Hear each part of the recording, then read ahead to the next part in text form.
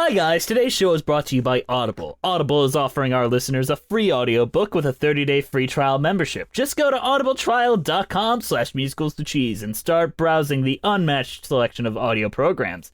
Download a title free and start listening. It's that easy. Go to audibletrial.com/musicalstocheese. Also, a huge special thanks to our patrons over at Patreon, who are currently Stephanie L., Terry Needleman, Max Lunig, Benjamin Lehrher, Chris O'Kelly, and Lily Ackles. They give us a little extra financial support that helps keep the lights on here at Musicals with Cheese. If you would like to join them in supporting us and get tons of fun perks such as patron-only commentaries, patron-only live streams, and tons more, join us at Patreon. We currently have up a Music Man commentary for the Matthew Broderick version, so that's up. Oh, yeah, the Matthew Broderick masterpiece. As well as our full Tony's live stream that will only be available to patrons, so you guys can hear me belligerently talk about theater actors. Just got very drunk. Do you want to talk about our affiliate link, Andrew? Oh, yes. On top of all that, in our description, we have an affiliate link for Amazon. If you'd like to click that, you can buy anything on Amazon, and we will receive a cut of that with no extra cost for you. So if you're going to buy anything, just use that link and you support us. So thank you for your consideration. All right, at long last, let's get back to the real show. Hello, I'm Jesse McAnally. And I'm Andrew DeWolf. And welcome to Musicals with Cheese, a podcast where I try to get Andrew to like musical theater. And today we have an extra special guest. Such a special guest. We have podcaster, musician, writer, Kirk Hamilton. He's most well known for the Strong Song podcast and many other things. So, Kirk, thank you for joining us. Hello, Jess. Hello, Andrew. It's very nice to be here. Hello. So he's been here this whole time. He just listened to us shill. I've just been hanging out, listening. Those are some quality reads, I gotta say. I've heard a lot of ad reads in my time, and you got him, just knocked him out in one. We got him down pat. Like, I feel like people should be paying us for this. All right. Let's move on. You thought you were so cool when you said that. Either way, Kirk. I thought I'm so slick.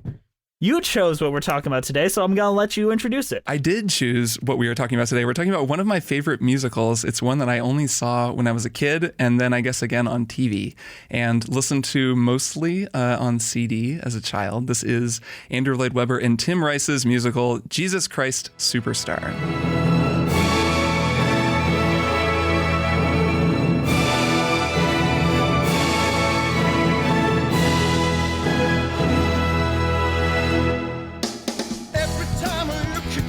Don't understand why you let the things you did get so out of hand. You'd have managed better if you'd had it planned. Now why'd you choose such a backward time in such a strange land? If you'd come today, could have reached our whole nation. Israel for BC had no mass communication.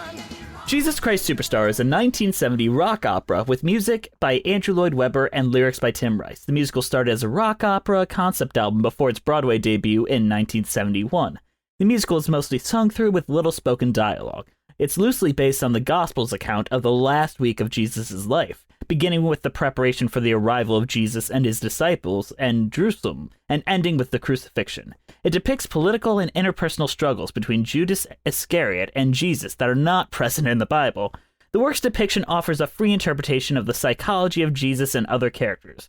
Much of the plot centers on Judas, who is dissatisfied with the direction in which Jesus is steering his disciples. So, guys, what do we think about Jesus Christ Superstar? I know Kirk talked about his history with it, but Andrew, this was your first time diving into this. This is actually my first time seeing it at all. Oh, wow. It's actually kind of surprising since it seems like it was a pretty popular movie, so it's weird I have never seen it. As a first viewing, it was actually very, very impressive. So when you say the movie, you mean the 1973 movie? Yes, the 1973 movie is the one that I watched for this. That movie is a trip. It is something else. But that's what I watched. I also listened to the soundtrack as well, as I usually do. Was it the soundtrack or the cast recording? Fucking who cares? No, this is a worthwhile distinction. So actually, the movie soundtrack was the one that I grew up listening to. And it's really good in some ways and really crusty and weird in some other ways. And I've only recently been listening to other versions of this. And going back and listening to the movie soundtrack, like the original, I guess it's the movie, I guess the movie cast recording. It's Tim Neely, is that the guy's name? And Ted Neely, yeah. Ted Neely, that's it. I think he's the guy I saw live when I was like 12 too. Ted Neely and Carl Anderson playing Jesus and Judas. And they're both really good, but the recording is super weird. And I think maybe it works better in the movie. I haven't seen the movie in several years, but it has a really 70s sound to it. It does. And it's like loose, psychedelic. It sounds like a Pink Floyd album. I don't know. It does. And there are times, so I went back to listen to that one when I was getting ready for this podcast. And there are times in the recording where it straight up sounds like the drums are like in a different room and can't hear everybody else. And the rhythm gets all messed up. And there are actual just mistakes like in the recording, which is really weird because when you go and listen to the cast recordings, there aren't any mistakes. They do it super well. Like some of them are almost too polished. So I actually grew up listening to the movie one that you listened to. It sounds like, Andrew, which is kind of cool because we're coming from the same place. I did also listen to the newer one with, the only thing I know is, they got different actors, some like more famous modern actors to do it. I'm not sure. Like John Legend? Yes, John Legend was in who is he playing? Jesus. That was Jesus, yes. Yeah, so they got him and I listened to some of that as well. And I think that one was more polished. Oh yeah, definitely. That one's funny too. Well, that one's the one that they did on TV last year, which was, did either of you watch that, or Jess, have you seen that? Yes, 100%. I wouldn't have missed that. I didn't see that one, no. It was pretty friggin' good, considering how weird and gimmicky those live TV Broadway shows have been typically. Or I guess I only saw part of the Sound of Music one, and that was not. We watched Rocky Horror or something like that, and that was something else. That could be fun, I guess. That's sort of similar. It's like more of a rock musical than a standard one, with John Legend in particular. But just with that production, I thought it was really good and kind of fun to go back and listen to it. I agree. I was really impressed with that production, like both like as like a live event. It felt like one of the few live events that actually worked. I was not as impressed with John Legend, but mostly because I am just too fond of the original vocalization choices of like every other album. So like when he doesn't quite go for the high notes, I'm like, oh. But yeah, it's well, go ahead. But everyone does good was basically what I was gonna say. Yeah, they did a good job with it. I agree that he was like, it's cool to see an artist with a really distinct voice like John Legend put a spin on a character that requires that kind of vocal range, because yeah, he's got a really nice falsetto, but he doesn't have that scream that actually Ted Neely, I always associate his scream with that role, though listening to, I don't know, other versions of it, that West End revival version. Is that Steve Balsamo? I have this whole list of like all the people who've played these roles over the years, and his falsetto is ridiculous. Like some of those high notes that he hits during, I don't know, like Guess the Man and some other songs are really out of control. So I think it was the most different, out of control Jesus is Drew Sarich. Have you heard him? Oh, who is he? I'm not sure. Which version is he on? He was in the German, I think it's Amstetten production. Oh, interesting. Well. No, I definitely haven't heard him then. His voice is it's like high to begin with, so it goes even higher. It's funny that the musical that I've been recently obsessed with is Hamilton. I did a Strong Songs episode about Hamilton. I like really got into that one, and it's been fun doing the same thing to Jesus Christ Superstar and going and learning all the music on piano and stuff. And Hamilton is very, very similar to Jesus Christ Superstar. I almost think like some of the reason that people might be getting into Jesus Christ Superstar now is because they've checked out Hamilton and like are appreciating the similarities. There's all these structural similarities. But one of the things that I struggle with Hamilton is I didn't get to see the original cast. I listened to the original recording, of course, like a lot of people did. It's super good. And then I went and saw it in San Francisco, and it was really cool. But it was that thing where you listen to the original cast recording and you get it in your head, and then you see, a traveling production do it, and everyone's really, really good, but they're just not what you're used to, so it takes a little while. You want it to sound exactly the same as what you've heard like a million times. It's like, and it's not even about it's like not about wanting it to sound like that, like, right, like, it's not going to sound like, whoever the people you've gotten used to. It's more just, it takes a minute to be like, oh, I've gotten so used to these characters sounding this way that it just seems like this is an imposter in the role, pretending to be Angelica Schuyler. And with this, You're are these a fraud, like, Jesus. Right. Where, and kind of because this has been around for so long, it's what, almost, God, is that right? It's almost 50. Oh my God, it's almost 50 years old. That's so crazy. Because it came out in 1970. There have been so many different people who've played the roles over the years, and there are all these different recordings. I mean, even just on Spotify, there's like 5 different versions. I've got the original, like this vinyl of the original concept album that my parents had that I now have.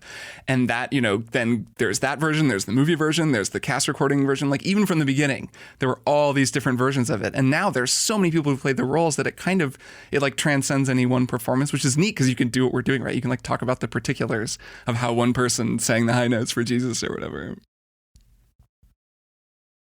So, Kirk, I've got a question. Since you have watched a bunch of versions, what is your favorite version of this musical? Because each one is so very different from each other, and I think that's one of the best things about this musical specifically. Like, you can have something vastly different from the previous and still be the same thing.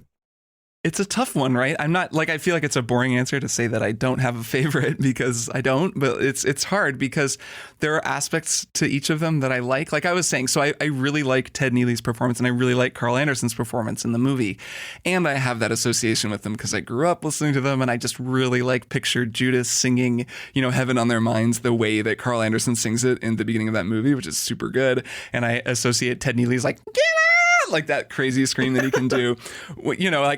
That's just how I hear Jesus. Plus, he has a couple of line reads where he's like, what you started, I didn't start it. Like he turns inward sometimes and his performance is really great.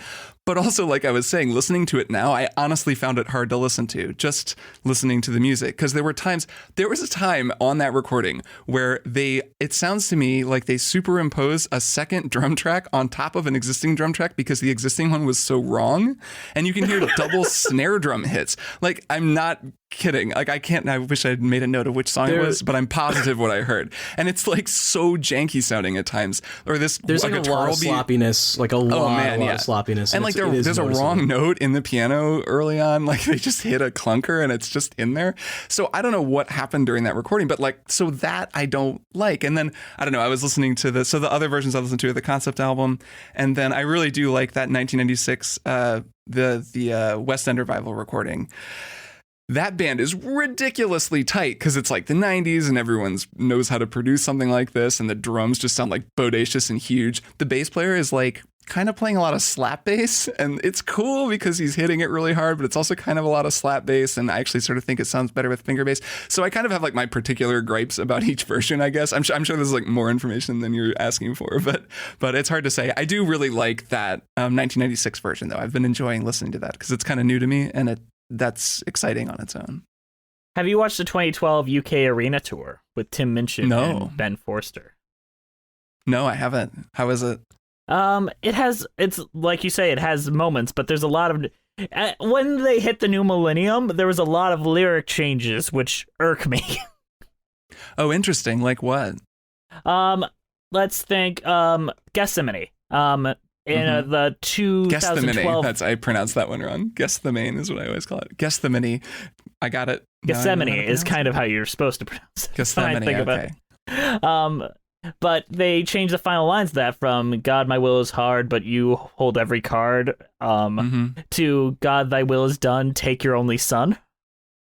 Oh. Which I'm like, that's an interesting one. And they also remove a lot of anachronisms, like one thing I'll say from Jesus is cool to infantile servants, the multitudes go, and a lot of lyric changes to make things rhyme instead of just rhyme in British. Huh. That's interesting. That one line, especially in what is it again? Gethsemane. I've always thought of it as Gethsemane. I think just because I read it, Gethsemane. That line is an amazing line that you hold. I mean, I feel like that's like a really important line for what he's realizing about how God is just not responding to him, and he's just like, well, okay, like this sucks, but I just have to do it. Sort of really changes the meaning there. I wonder why they did that. Because Tim Rice has George Lucas syndrome. He likes to go in and change things quite a bit. I mean, I guess he's entitled, but that's not as good of a line, I don't think. But let's just think of ourselves like as writers at age, what were they? They were like 17, 18. They were kids when they wrote this. Like if I saw something when I was 18 and being like, at 60, like let me just change that up a little bit. Maybe like fix that up a little bit. That's true. I would do it. True. Just got to keep going back and changing everything. Why not? I mean, basically. So what do we think of how the story is told? Because I know we're talking a lot about the music, and that's very much Kirk's wheelhouse, and he's doing a great job analyzing that. Oh, but yeah. what I could go forever, but I'm also interested in what Andrew thinks more. What do we think about this storytelling of this? Because really, it is interesting. Like, it is very common now to see, like, the enemy's point of view of the hero, like, as made famous now by Hamilton and all this, but this was the first time that was really used, and they also used it very well a few years later when they did Evita. So I'm curious, like, what do you guys think of that interpretation? I definitely like the heavy focus on Judas, who just seems to be a much more interesting character than Jesus is in this, because Jesus just kind of sits around and doesn't really do very much, other than get worshipped. He complains. And then feel sorry for himself, I guess. Whereas Judas, he definitely does complain a lot. Which I don't know if they're doing that on purpose or if there was like nothing else they could have done with that character. I feel like it's the Jesus story. You could definitely do more with him than just have him complain. It's tricky when the character with the strongest inner conflict is Judas, right? Because he's the one with the decision to make. So dramatically, it makes sense to focus on Judas, where Jesus' whole role is kind of like, well, I have this thing set out in front of me. I know what it's going to be, and I just have to deal with that. And him dealing with it is interesting, but right, like Judas is just kind of built, at least in the structure and the time, like the story they chose to tell, he is kind of it was like a smart call, right, to focus on Judas. Yeah, I guess, I mean, if you just have it as Jesus and Judas is like the side character, Jesus doesn't do very much. Things just kind of happen to him. And that's just not a fun way to tell a story by any means. So there's a large focus on Judas as well as the other like villainous characters, which I guess is good and bad. Some of those characters I don't like their songs very much. Oh, I remember when I was a kid, I just loved the guy who played Caiaphas in the movie. I guess I'm looking at what his name is, Frederick B. Owens. Just he has this ridiculous voice that he just sings solo, and I always just liked his deliveries. But yeah, some of those songs are just, I mean, this musical is a downer, right? I think that's the thing that really strikes me about it, especially the movie production. It's so weird and dark and just a bummer. Like it's called Jesus Christ Superstar. Well, I mean, basically both your main characters just die, right? Like Judas kills himself. And it's also like Jesus the tale of the crucified, end, like of the bad times. Basically, like they have a whole song where they're like, man, I really wish it was like it was at the beginning where we were just having a good time and like spreading the good word and helping people. And it's sort of this sad, just the falling apart of a thing that, of course, then gives rise to this whole other bigger thing. But you don't see any of that happen, right? It doesn't even depict the resurrection, which I guess was controversial. So it's like very just like the doom and betrayal and death of Jesus, which is kind of surprising, especially given the name of the show. You would have thought, I don't know. I'm surprised I liked this as a kid, honestly. I did, but I guess I don't really know why. I would say they're being very subversive with how they tell the story, though. Yeah. Like not depicting the resurrection, not depicting any miracles. Right. Like you don't really know if the writers if this is a Christian rock album or if this is, the writer saying, hey, this might be all BS. Like, we're not really sure. Right. Like maybe he was just a guy. And that's kind of that question is like at the heart of the musical. And that's what makes it so it gives it that tension. Right. And that's really cool that it also gives it like an edge. No one knows. Whereas like it's not just a Christian rock thing where you show up and you're like, oh, Jesus is awesome. And then you go home and go to church and, then go to bed. I was going to ask about what you guys thought about how the Christian faith turned against this musical on first, like, glance at it, but then reclaimed it later on as it went on and became an institution. I don't know enough about what the Christian church was like in the 70s. Like I've seen the sort of historical breakdown of how that works, and none of that surprises me. Like the whole thing is, it's built into the musical itself, and it exists outside of it. The idea that he's saying he's the son of God and that is like blasphemy within the musical, and then outside of the musical, they're saying, well, this is actually blasphemous that you're saying that maybe he wasn't the son of God. And, when Herod is like, do a bunch of miracles, and he's like, no, I'm not going to do them. It kind of almost feels like the guys writing the musical are also like, no, we're not going to show him like walking on water or turning water into wine, because that's not the story we want to tell. They kind of wanted to imagine the story of Christ as a dude and just the apostles as a bunch of people. And it kind of has those anachronisms, and they just feel like kind of like flower people, these hippies out trying to do a cool thing.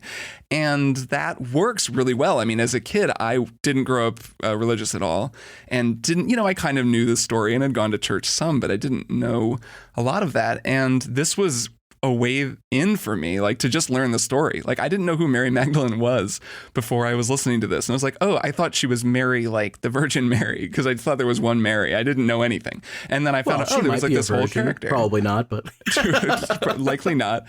And yeah, so that I thought was like a cool way to make it approachable. And again, it's another Hamilton parallel, actually, that like Hamilton does something similar by like refashioning an old story that we've heard a million times with like modern music and a different kind of a cast, and like, doing the same kind of a thing, which can be a really cool storytelling technique. Mm-hmm. But in more recent productions, they have shown Jesus's miracles. Oh, really? I saw Man, I don't know any of this. This bothered me when I saw it when I was a kid. I saw this with Ted Neely, because Ted Neely has played Jesus longer than Jesus played Jesus. 35 years now, I think, almost 40. So wow. Yeah, that's longer than Jesus lived.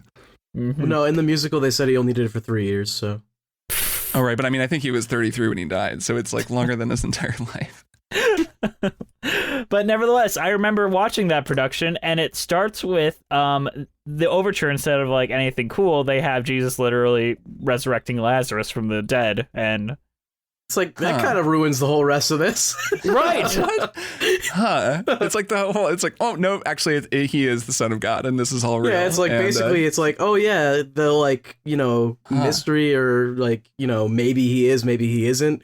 How about right away? Yeah, he definitely is. Okay. That's definitely a choice. And it's sandwiched at the end with he's hung up there on the cross, and he's like, I am delivered, and then the cross falls away and he floats across the audience, and I'm like, oh really? God. Yeah. Wow. It's interesting. That like really illustrates the edge they walked in the original production of not going there and leaving it kind of ambiguous, which I definitely prefer. I'm sure there are people who love it, like who, want to see that, and that's cool too. But like for me, yeah, no, I like the ambiguity a lot more. That's I mean, when your Sunday school class puts it on, you can add all the miracles in, but like sure. If I'm watching a movie of it, I don't want to see that. Yeah, they also put off a very, like, in the 70s movie, there's a very heavy cult vibe going around, where, like, especially things Judas are saying, where he's like, we were going to help people and we were going to do all this, but really he's just talking to Jesus who's sitting there getting worshipped. It's like, Jim Jones. What's going on here? That's interesting. I hadn't thought about that. So I got really into cult stuff like over the last few years of like watching the Jonestown documentary and stuff. And the 70s were such a cult time, but I haven't seen the movies since then. And that totally makes sense that it was the same time period and that everyone kind of had that on their minds, that they would kind of channel some of that. That's interesting. So I'm going to say this is incredibly edgy, and it's interesting that this was able to come out in the 70s. Yeah. It does kind of go to show like how experimental people were in the 70s. There was so much. I mean, if there's one thing I've learned doing this music podcast, so I'm a jazz musician. That was like my background, and then learned a bunch of other instruments after school and kind of got into rock. And I always knew a bunch of rock music, but going through the 70s and really learning what people were doing in the 1970s, that was a crazy decade for music. And there was so much experimental shit going on. I mean, that was like when Queen was doing their thing and ELO was doing their thing, and this whole like post-Beatles experimental thing was happening. And at the same time, you've got Andrew Lloyd Webber like kind of coming out of nowhere and writing this musical. So it's a cool decade.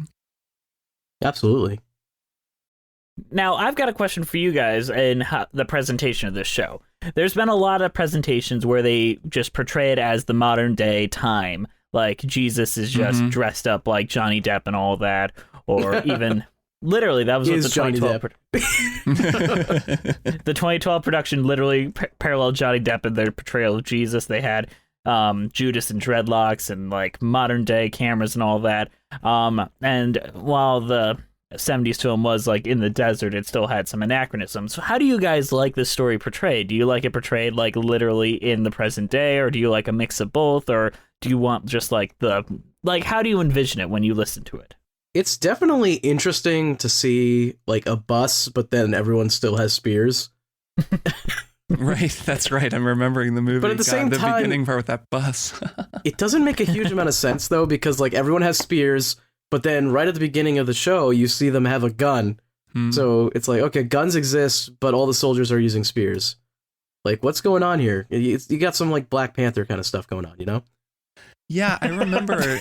So, as a kid, again, I remember listening to the CD of the cast recording and of the movie recording, and on the cover, it's like him being crucified and a bunch of people standing around the cross, or maybe it's just a bunch of people standing around a cross. I can't remember, but it is like everyone's wearing kind of period appropriate garb, but then one guy has a machine gun slung over his back.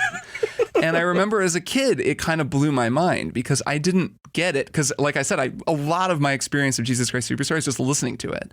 And I didn't see it. I saw one performance on stage when I was like 13 or something. And then saw the TV production and have seen like clips. But so I hadn't seen it. And I didn't think of it as being anachronistic, really. You know, it was just music, and it was music about a thing that happened, you know, thousands of years before electric guitars existed. But that didn't seem anachronistic. That was just like, it's a musical. But then seeing that picture, I was like, why does he have a machine gun? What does this mean? And it took me a while to kind of understand. And then I think as I got older and I sort of understood, I got what they were going for. And there's like the part where what they're like being the news media and they're kind of interrogating him as he's being led away. And there are these things, or like, yeah, one thing I'll say for him, Jesus is cool, which, you know, I kind of started to understand that there were these anachronisms in the language. In terms of the actual stage production, I like a mix. I think it's fine just being ambiguous. It exists in this kind of dream space anyways. It doesn't need to be like it's really depicting one place in time. And actually, I haven't seen like a super modern production of it, but that seems like that would actually just be kind of cheesy. Yeah, it was. Basically, in 2012, they did a production which is sung very well, and everyone's doing their best performance-wise, but they're just mocking the Wall Street protests, and basically, it's dumb. Right, it's such a timeless story, and it works super well, partly because it literally exists out of time. Like, there's stuff from a lot of different time periods happening at once. The minute you try to make it topical, like, you know, that's very 2012, you know, and then you watch it now and it looks it just dates it dated. immediately. Yeah, it's like you watch it 2 years later and you're like, oh, remember when that stuff was happening? Right, which is like a shame of a thing to do to a very like shockingly timeless musical. Hey guys, sorry to interrupt you in the middle of the show, but today I gotta shill at you. Our show is brought to you by Audible. Audible is offering our listeners a free audiobook with a 30-day free trial membership. Just go to audibletrial.com/musicalswithcheese and browse the unmatched selection of audio programs. Download a title free and start listening. 'Tis that easy. Go to audibletrial.com/musicalswithcheese to get started today. Today, I am suggesting Unmasked by Andrew Lloyd Webber. In it, he goes into the creation of many of his early musicals all the way up to Phantom of the Opera, including Superstar and how that skyrocketed throughout America and the UK. It's narrated by Andrew Lloyd Webber and Derek Perkins. To download your free audiobook today, go to audibletrial.com/musicalswithcheese. Again, that's audibletrial.com/musicalswithcheese for your free audiobook. All right, let's get back to the show, folks.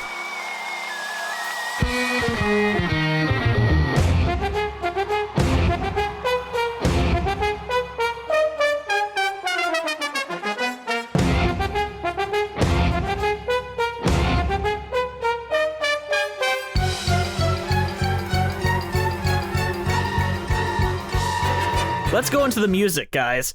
Can we just talk about how it's the best overture, like, almost in all of musical theater? It is a hell of an overture. I'm like increasingly not like I get bored of a lot of overtures, but I always listen to the Jesus Christ Superstar overture. It just gets me excited for everything to come. Like, it gives you a little sneak peek at everything in the best way, where it's just a ramping up and build towards something, where a lot of overtures feel like it's just right. They feel obligatory. Like, okay, here's just a little medley of all the songs you're going to hear, and here's the chorus.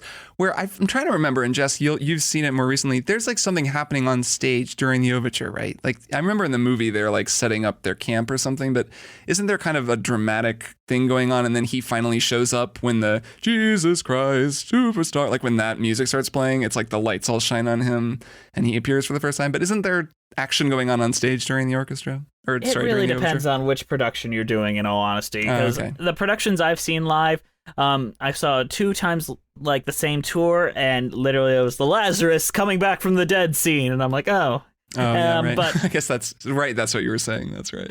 But the John Legend production did this really cool thing where they're kind of like breaking down the stage. The 2012 Wall Street production does a bunch of security cameras and them going and then going up against like police like riot forces like. And then Jesus appears at the Jesus Christ Superstar. The 2000 film, it's literally just a bunch of people graffitiing because that film is really bad. Oh, man. Yeah, but always, musically, that was when Jesus showed up, is when that coda comes on. Right, yeah. I feel like that's when, I think in the production that I saw, that's when he showed up. And just musically, I think it's cool. It starts so... It's so sinister, and there's a lot of very sinister music, like the like that's a great. There's like the villain theme or whatever, but and then it all comes together on that sort of that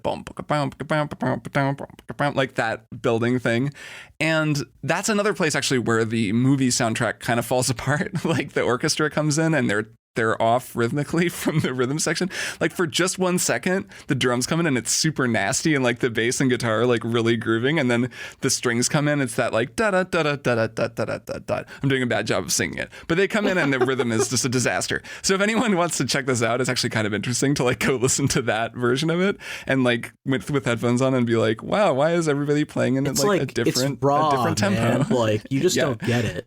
It's right. They're like, we're trying to make a statement about like how much tension there was, and it's like everyone was at a different rhythm, you know? Yeah. Everyone's playing to like their own key, man. Like right. It's just like it's raw. It's an avant-garde statement about music. Although it does play with time signatures quite a bit, so maybe it was intentional at first, and then they realized, hey, that sounds awful. Let's not do that.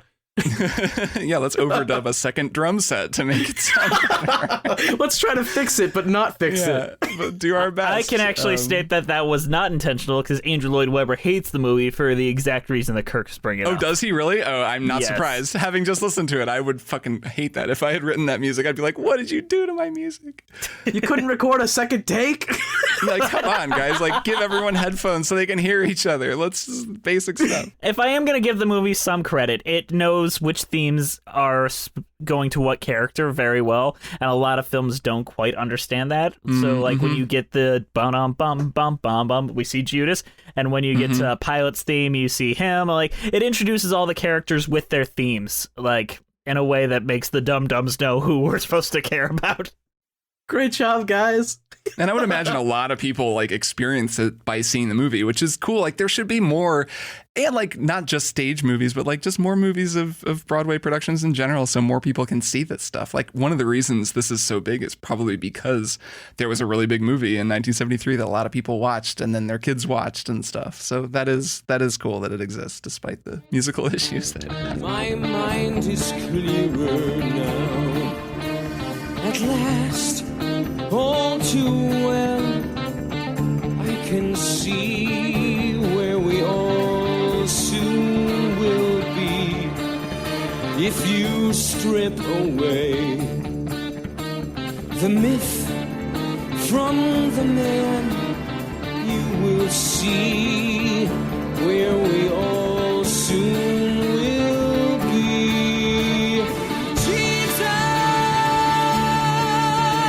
You started to believe the things they say of you. You really do believe this talk of God is true. All right, do you guys want to talk about Heaven on Their Minds and how that is? Well, before we get into the music, can we talk about how they zoom in on Judas like 8 times in the movie? And it's like the dumbest thing. There are definitely some directorial choices in that movie. Like I said, it was a few years ago when I saw it, but I remember being like, what the hell am I watching? The 70s. You know what? Now that we're talking about it, there's a ton of like 70s movie stuff. Oh, yeah. In the 73 movie. Like there's like freeze frames. There's like dance parts where they literally slow motion the dance. I'm remembering the sequence. There's a sequence with tanks. What's the thing with tanks and Judas is in the desert and there's like tanks all around? Am I making that up or did I No, that's a thing. That is a thing, yeah. I remember that, just watching that and being like, what the like drugs were they doing in the 70s when they made this movie? Like, no, they nail the 70s feel, but it was made in the 70s, so I guess They weren't really going for it. No, it was just everything was the 70s feel because it was 1973. Exactly. Can I bring up some directorial choices? The 73 film was directed by Norman Jewison, who also directed 2 years before that Fiddler on the Roof, which is, Oh, really? I think, an insanely good film to screen adaptation. And as much as I do love the 73 film Jesus Christ Superstar, I do not think it's nearly as successful a film as Fiddler on the Roof. Yeah, it seems like he takes more chances. I'm not sure. I love Fiddler. I'm not sure if I've seen the movie or not. Maybe when I was a kid. But he makes a lot of choices. Not all of them work, but it is cool that he's at least going for something with it. I do like seeing them zoom in on Judas like 8 times in a row right at the start of the movie. That's They're like, this is Judas. I'm in for a ride. Here he is. It's Judas. Do you understand? That's Judas. I do like, so to get to Heaven on Their Minds, Jess, I really like this song, and I like that it starts with like a big feature for Judas, because it kind of tells you right at the beginning. It's just like having Aaron Burr begin Hamilton. I'll stop talking about Hamilton, I promise, but it's very similar. And I'm guessing that Lin-Manuel Miranda was like, oh, that's a cool idea. Maybe I'll do something like that. But having Judas show up and he you get his perspective first, basically. Like it establishes the tone of the whole thing is Judas is having doubts and he doesn't think what Jesus is doing is right. And he's like super worried about everything. And that is the tone of the whole musical. So it's like, as an introductory piece, as a meta statement, it's kind of it's a very profound statement. Yeah, I think it's really interesting. It is at the top of almost every male singer's range. Oh man, that's high. And you get some very bad Judases because of that. Well, man, and Carl Anderson in the movie, he does that like he like goes so high on this one part that nobody else does. Like because I know that version really well. When I listen to the other ones, I'm always like, are they gonna go for it? Are they gonna go? They're like, please remember. Like he's like wailing up there, like jumping around and doing all this like kind of high range yodeling that's super hard and like I don't know how to do, and he kills it. So it's a tough song. Just nails it immediately. I love also that it opens with Judas, because he's basically the main character, I would say. Yeah, kind of. I mean, I guess it's arguable if it's him or Jesus, but with it opening with him, I think there's a strong argument that it's him. Yeah, I mean, and really he has we get more of a sense of his internal monologue. I mean, we get some of Jesus's, but more of Judas's, and he has more of an arc. Like, it's a shitty arc. He's a bummer, but like he has a real narrative arc. Probably more than Jesus does, really. I think it's a really interesting way to open a musical, especially coming from the not too long after like the Rodgers and Hammerstein world. Like, this is really out there for an intro, and I think it's really effective. Yeah. Mm-hmm. Yeah, I can't imagine how people responded to this. I mean, I guess it was an album first, so it kind of had that going for it. Like, everyone was sort of broken in just listening to it and not thinking, okay, this needs to exist alongside these much more traditional musicals. But yeah, that I can't really even imagine what the response to that must have been back when it came out. And it's cool and the ointment sweet for the fire in your head and feet. Close your eyes and relax. Think of nothing tonight.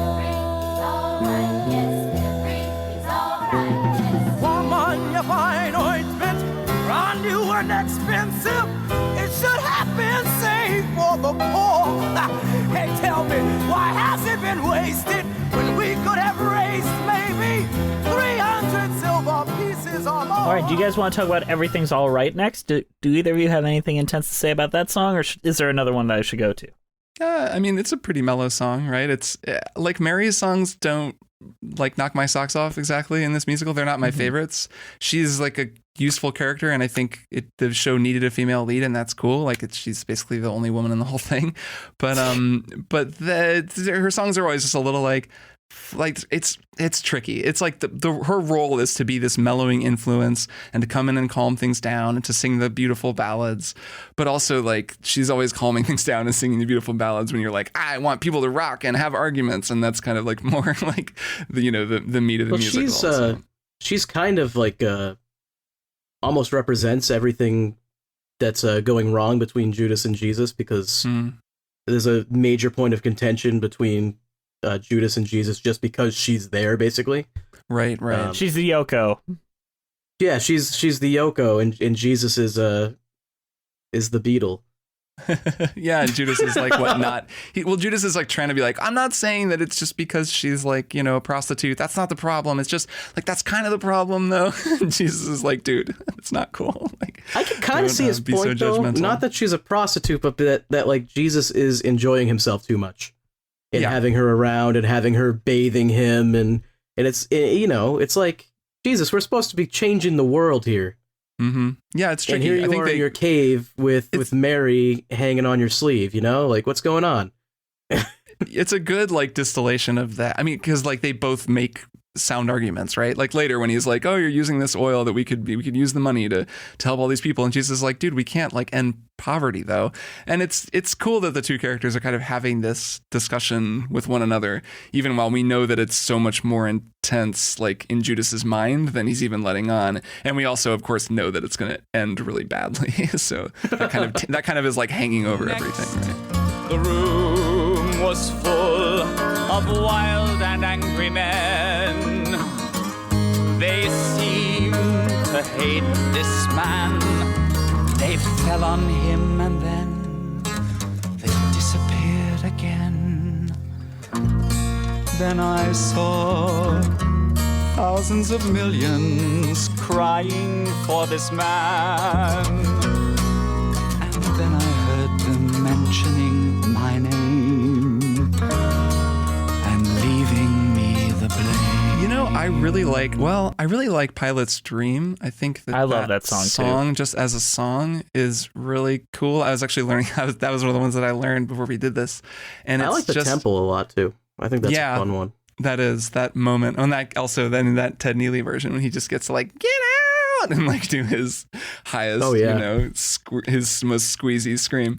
But yeah, I dig Pilate's Dream just as a song. It's like a really straightforward thing that moves, through a really straightforward chord progression, but has a couple of cool places. It goes to a couple of cool places and does some unexpected things.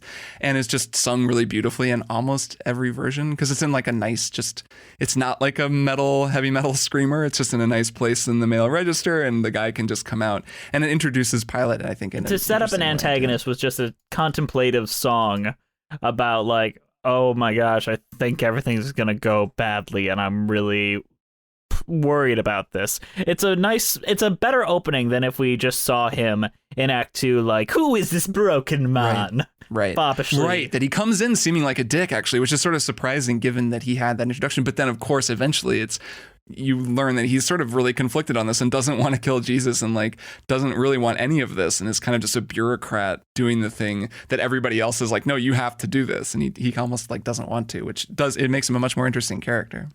Yeah. My favorite part of that is when I'm skipping ahead to Trial Before Pilate.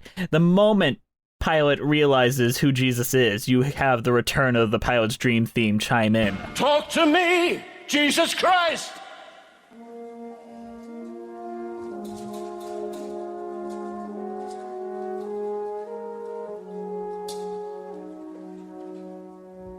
Look at your Jesus Christ.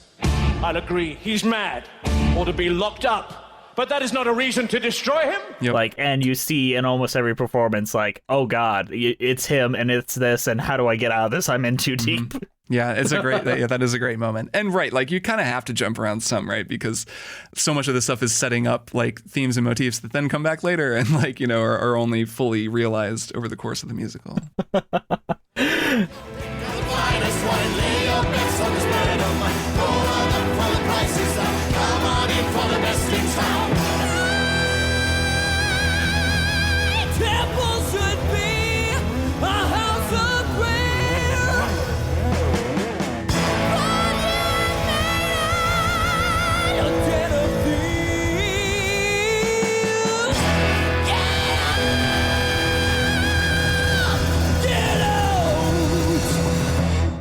Do you want to talk about the temple?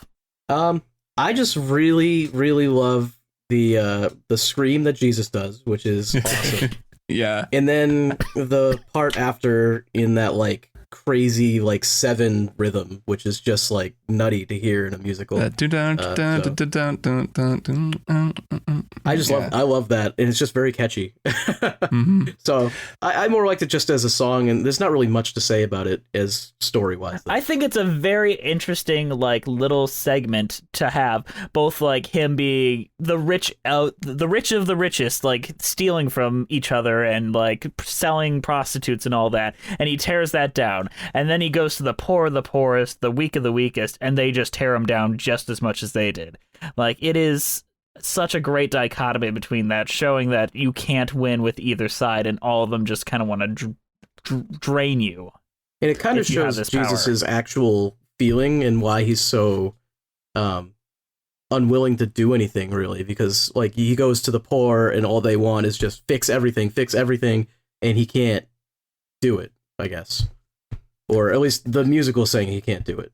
I don't know the extent of his power. The Bible said he couldn't do it either. It starts to set up his sort of, what he then is articulating in Gethsemane and in the agony in the garden, which I learned today in doing my research is what that is called. When he goes and kind of, he like expresses doubt. He's like, I can't do this. Like, why do I have to do this? And that sort of sets that up, right? That they're all like, help me, like, save me. And he wants to, he tries to, but he's like, there's just too many of you. There's not enough of me. I can't. That scene is really like that. I remember being terrified by that part as a kid. Just the feeling of all these helpless people kind of, they don't mean to hurt him or anything, but he's just basically being like overwhelmed by this kind of, it's almost like a horror scene or something. But even though it's just needy people who need him to help them, it's like a great representation. They're of that. represented as like lepers, like almost like deformed and right. Disfigured. So they are kind of like monstrous in a way. Can I bring up a little thing that was done in, I think it was the 2013 Broadway revival that I really think is interesting? Sure. That just this Absolutely. conversation brought up. At the end of the temple scene where Jesus is torn apart by the lepers, he is saved by Judas and Mary. And Jesus and Judas have a little moment, and then Judas stomps off, jealous of Mary being the one that he goes to for comfort and not him. And then I kind of like that. Again, representing Mary as what is tearing them apart. But also showing a possibly slight romantic jealousy between Judas. Ooh. Oh, that's interesting. I like the idea of showing a little, this musical maybe could have used a little more of like just Jesus and Judas being on the same side. There's not really much of a sense of that because, it kind of is structurally built in, like it comes at the end. It's just there's a lot of water under the bridge with them. Clearly at the very beginning, Judas has already got these really intense doubts, but I like that, just the idea of that, because it just for a minute reminds you that they're friends and that like Judas has had Jesus's back this whole time. And that almost makes it, harder what he's going through and like the doubts that he's having and the terrible decision that he's going to make. God, thy will is hard, but you hold every kind. I will drink your cup of poison, nail me to your cross and beat me, kill me. Take me now before I change my mind. So let's talk about Gethsemane. Oh man, This is my favorite song on the whole thing, despite my not knowing how to pronounce the name. I think it's most people's favorite songs. Not mine. I do like it though. This is a good song. Kirk, tell me what you think about this song. And this is like the real showcase for Jesus. So for like whoever is playing Jesus, like this is the moment to me anyways, where Jesus really gets to do his thing because it covers so much ground. It goes through like, it feels like a saga. And a lot of the songs in this musical are actually pretty short. So this one just really like takes its time. And it gives Jesus a level of depth that the musical has hinted at and clearly sort of set up through the first act. But it feels like the entire first act is like building to this moment. To us, we keep seeing Jesus as this kind of he'll say things, kind of enigmatic things to people, and he'll stand in front of a big crowd and like he's this superstar and everything, but he's an abstraction. And Judas is the one that we've been hearing from, and Mary, Judas and Mary. We kind of like know their internal monologues, but Jesus hasn't done a whole lot. Like there have just been a few times where he's like, well, I know what's coming and none of you even care about me and blah, blah, blah. Like he'll say these little lines, but now we finally get to like know what he's thinking. And it's this really complicated thing where he is feeling really bitter and he's saying, I don't want this. I don't, now that we're here at the end, it's, I don't know that I want to do this. What's the line? It's something he's like, all about, how and where, but I'm not so keen on why. It's a very clever, like Tim Ricey lyric. And there's a lot of just good lyrics, or where he's like, at the end, he says, what we started, or he says, what you started, I didn't start it. And he's kind of just saying, this is a really tough thing that this sort of abstract God that I believe in anyway has like chosen me to do. And I know that I'm going to go die really horribly. I don't know, like that's an amazing thing to have a monologue song, like a solo song about. And I think that Ted Neely does a great job in the version that I grew up listening to, and every other version. It's like the song I go to first to know, okay, does this Jesus have the chops? How are they at it? And, and how do they pull it off? And actually, I thought that this was the real test of John Legend in that TV version. And he can't do the screams, on the really intense part, but I really dug the way that he sang the song too. So it's also just a good song. Like I think it's got a great melody and it's got a really neat, it's well put together. I agree entirely. It's such a strange placement in the show because it's not even the opener of Act 2. It is the second song in Act 2. Well, as you always say, Jess, the opener is where everyone's sitting down. You gotta already be in your seat for this one. That's funny. That's a good point. Maybe that is why they did it. Because I'm looking at the act breaks, and I don't think of this show as like broken into these acts exactly. Like I think of everything as setting up Gethsemane, really. Like that's sort of the climactic moment almost of the whole musical, and then that's like a peak, and then it all goes downhill, and I get more and more bummed out. And like I always listen to the end of this like less than I listen to the first half. I bet a lot of people do that with probably a lot of musicals, but I disagree. I listen to the ending because there's more things I like in that second half. Yeah, I guess listening to it most recently, I found myself really liking the second half. So maybe it was more of a thing when I was younger. I just didn't like all the bummer like trial, the 39 lashes and the crucifixion and all of that is just so dark. And I liked the parts where they were. The 39 lashes is just, they do all of them and it goes on and on. I think it's fabulous. It's just tough. It's like it's effective, and I get why they put it in, but it's tough, especially when you're a kid and you're like, oh God, okay, wow, they really all right. Did that. So you are the Christ, yes, the great Jesus Christ. Prove to me that you're divine. Change my water into wine. That's all you need do, and I'll know it's all true. Come on, you King of the Jews. Jesus, you just Andrew, I'll let you take the care of this one. Oh man, my favorite song is King Herod's song because it's absolutely hilarious. And I love the dancing, and I love his little boat, and it's just perfect. You got to listen to, so if you're going to listen to one other version of this, check out Alice Cooper doing it in that 1996 version. I did check out Alice Cooper doing it, and Alice Cooper does it really well as well.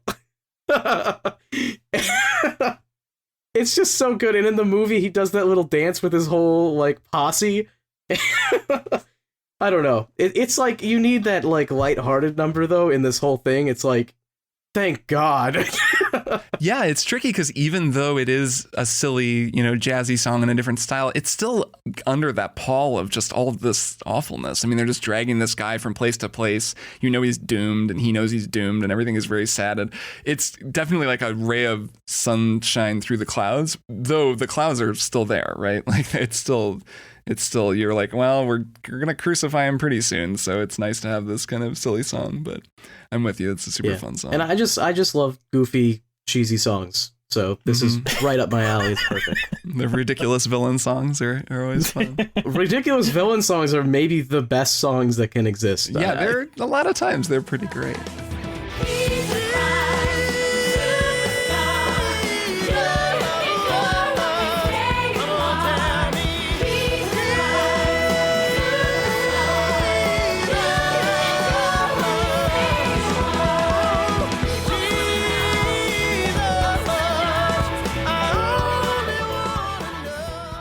So do we want to talk about Superstar now? Just jump right to it.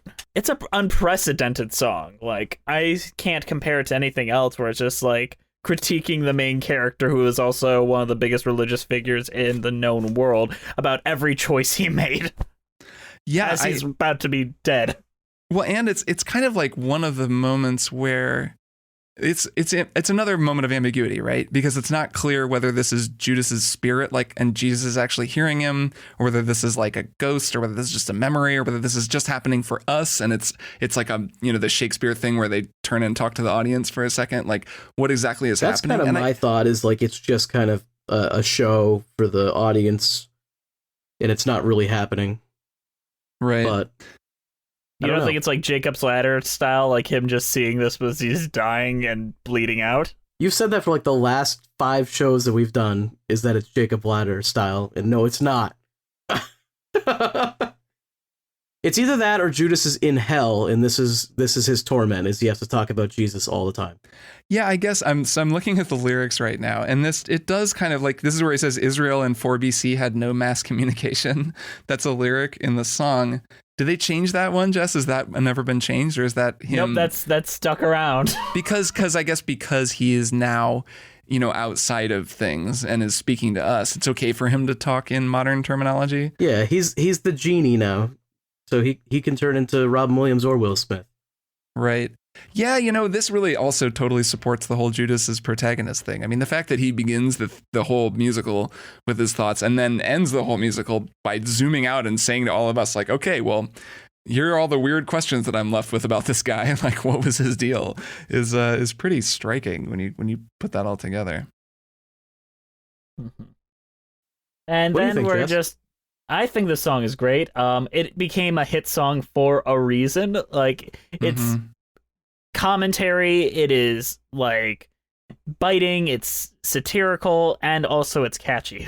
You can't avoid the fact. You can't not hum this. No, right. It brings back, I mean, it's like we've been building toward the whole musical. You keep hearing that ba-na-na, da-na-na, like, and that line where you don't really, do they ever sing it before this point? Like, does the choir come in and actually sing those lyrics? Jesus Christ, who are you? What have you sacrificed? Like, I feel like, Yes, in Hosanna. oh, that's when they right. hear him coming up. Yeah. But it's definitely like it feels like the whole thing has been kind of building to this point. Though then it's not really the end, right? Because then you have to watch Christ get crucified and like die, which is like, I mean, I think they could have ended it before he gets crucified and just be like, all right, it's over. I think they could have, but they didn't want to, because the crucifixion is probably my favorite piece Andrew Lloyd Webber has ever written, because he has never done anything like it before since. I'm thirsty. I'm thirsty. Oh God, I'm thirsty. Oh, I'm thirsty. It is just the sound of a man dying. Like, the ideal horrific noises that would be, and the dissonance of that, like, musically. And I think it's done very well on the albums. I don't think it's used nearly as well in the film, but, like, in every live production, it is just, like, this score screaming at you, and just, it used to give me nightmares when I was a kid when I'd listen to it. It's terrifying sounding.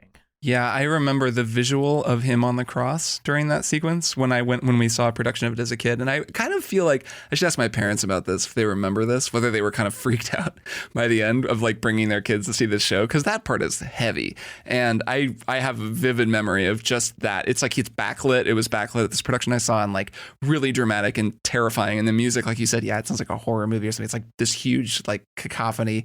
And he's just slowly dying and like despairing and then calling out for his mother. And then just sort of, he's like, I'm thirsty. It's really grim shit. And seeing that as a kid was pretty intense, especially if you don't get, as the original productions didn't get, you don't get the happy, and then he came back from the dead and like, and it was great. It's just like, nope, they like brutally murdered this guy and he died really slowly and badly. And that was the end. And then it just ends. Bye. Yeah. Okay, cool. Thanks for your money. Like, and which is totally wild. It is wicked.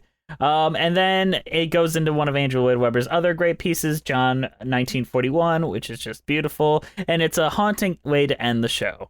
Is there anything else we got to say about the songs at all? I don't know. They're That's good. all I've got to say. Yeah, I'm with you, Andrew, on the Very odd good. time signature stuff. I really like all of the stuff in 5 and 7 that Andrew Lloyd Webber likes to throw in there. Like even in his other musicals, like in Cats, there's some cool time signature stuff that he does, as corny as Cats Cats is fantastic. Yeah, all right, there's some songs in Cats are very good. Cats is odd. But anyways, I don't want to sidetrack us onto Cats.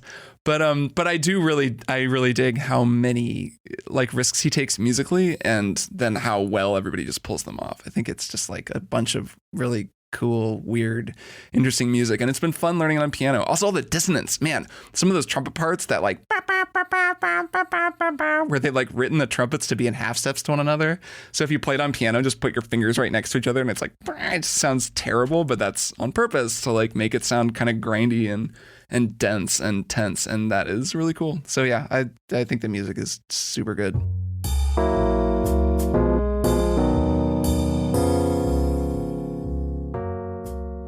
All right, and now we have a new segment that we're trying out, starting right now.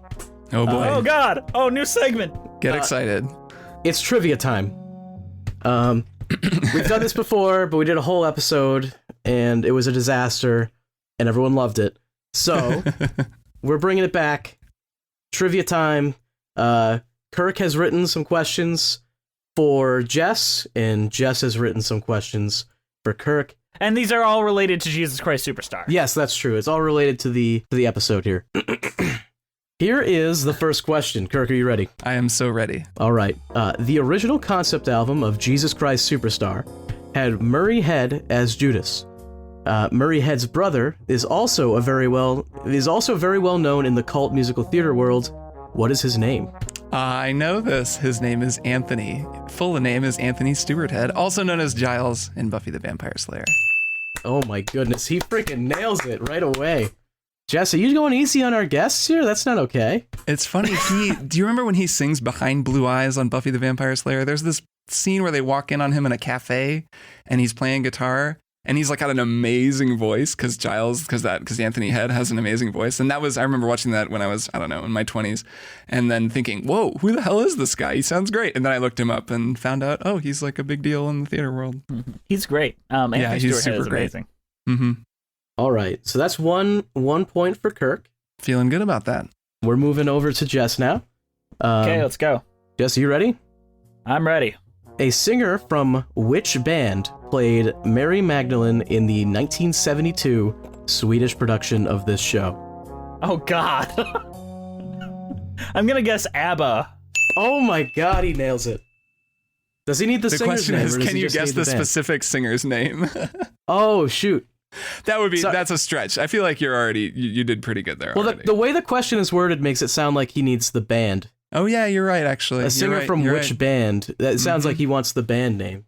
You're right. No, I wrote that question, and you're correct. That is how it is worded. It is Agnetas Feldskog, who is one of the two singers of ABBA. I wouldn't know how to pronounce that, but so far we're 1 for 1. So Don't worry, I wouldn't have known how to pronounce that either, and I may have made that question unintentionally. I only learned how to easier. pronounce her name because I did an episode on Dancing Queen, which, by the way, amazing song. yes, I can't wait to do Mamma Mia because I've done a whole 180 on that entire musical. So that's 1-1. We're tied up at this point. Kirk, are you ready for your next question?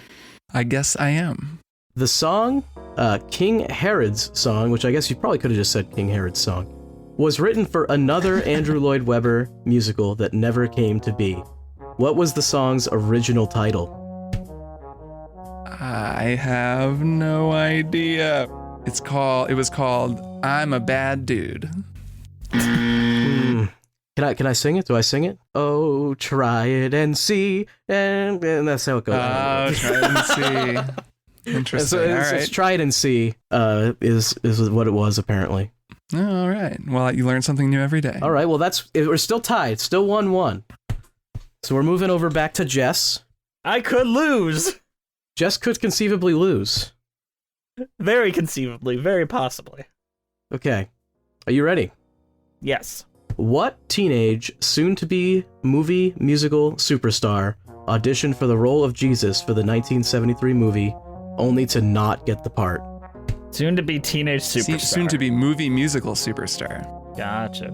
I'm gonna say John Travolta. Oh, look at this guy. God. Fucking Owned. gets it. This guy Fucking knows his really? stuff. Did I really fucking get it? Yeah, got it was it. John Travolta. Who the fuck would cast him in that role? Can we just imagine this with John Travolta as Jesus? I have been imagining it ever since I wrote that question, and it has been delightful. I said that as a joke because I didn't know. I'm sorry, Kurt. Well done. Okay. Well, okay. This last question is worth 20 points. This entire exercise. Okay, so the next question is worth 2 points, nullifying everything we just did. This is like Final Jeopardy. This is exciting. Are you both ready for the next question? This is the final ready. question. I'm ready. so ready. I'm ready. So ready. All right. Remember, type it in, and then whoever wins it will say the answer, and we'll pretend that's how it happened. All right. How many pounds of milk does it take to make 1 pound of cheese?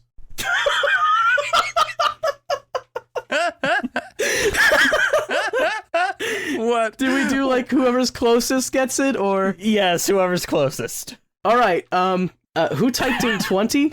That's me. Okay, so Kirk typed in 20. Jess typed in 9,900,900 something 99. You're missing a decimal There's at a the front. decimal point there. Oh, there's a decimal at the front. Are we doing Price is Right rules? Because you basically just cheated. All right, Price. You know what? Fuck it. We're not doing Price. This is Jeopardy rules. You both are fucking wrong. Okay. It's 10 pounds of cheese to make 10 pounds of milk to make 1 pound of cheese, I should have He's I almost closer. guessed 10. and nobody gets the bonus points. Oh well, those bonus points just sailed on by. Those bonus points sail by. I'm Just sorry, waving Kirk. at them as they pass. Jess has just won his first musicals with cheese trivia The victory. reigning champion. Well played, Jess. Well, now he Yay. is. Brent won the Yes. first one. Oh, okay. You've reclaimed your championship title. Christ, I know you can hear me, but I only did what you wanted me to. Christ, I'd sell out the nation, for I have been saddled with the murder of you. I have been spattered with innocent blood. I shall be dragged through the slime and the mud. I have been spattered with innocent blood. I shall be dragged through the slime and the slime and the slime and the mud. What's our overall thoughts? Jess, why don't you start us off? Jesus Christ Superstar is a great musical, probably Andrew Lloyd Webber's best, and he will never top it. I have no complaints with it altogether. Yeah, I think Jesus Christ Superstar changed what I thought a musical was. It was influential on me as a kid in ways that I probably don't fully understand, and I'll always think of it as one of the high watermarks for what a musical can be. So agree. I love this musical pretty unreservedly. I thought it was fantastic. A lot of the music is really good. The movie version is a little iffy, so that's take it or leave it with that one. But definitely at least listen to some of the more recent. It sounds like the more recent recordings are the better ones to go with. So Yeah, they're good. I'd go with those. As far as my cheese rating, I'm going to give this a Danbo cheese, which has the nickname King Christian. All right, Nice. and my cheese rating is Christian cheese made in Oklahoma. Ooh. What about you, Kirk? What's your cheese rating? My cheese rating is imported mozzarella cheese, which is delicious both on salads and on pizza. Fantastic. That is an excellent thought. All right. That is great. Mhm. Thank you, Kirk, for joining us. I really appreciate it. Is there anything you want to promote out there? Feel free to just spit it out into the universe and let them know where to find you, because you do great stuff. Yeah, I guess mainly just Strong Songs, which is a podcast about music. I think people listening to the show would probably dig it. It's at strongsongspodcast.com, and it's on Apple and Stitcher and all the podcast apps.